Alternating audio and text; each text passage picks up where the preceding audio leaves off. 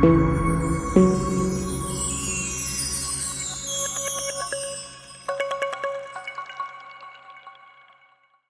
back viewers. In today's video we are going to install the real-time kernel or the low latency kernel in Debian 11. So in Ubuntu there is a specific low latency kernel available, but in Debian there is no low latency kernel. So either you install the real-time kernel or the we can say dynamic preempt kernel, that is the general kernel that is available.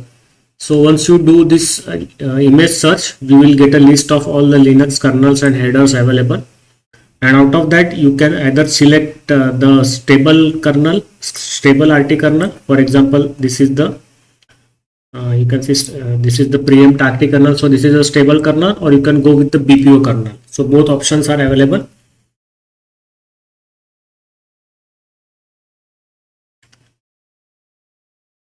So I went with the BPO, that is the backports channel kernel. So here you can see the version is quite latest, 5.16.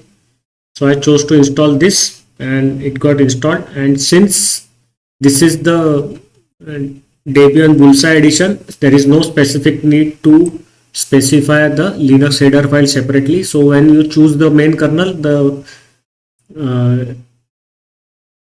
Linux header file will be automatically chosen. So Linux header with the same version will be automatically selected from the list, and it will be also installed. If we can, I can show you. If it is there, no, it is not showing here, but it will get installed in the background, and init ramfs gets updated automatically, and the grub configuration file is also getting updated. So that's it. This is how you do the installation of RT kernel in Debian 11 or the Bullseye.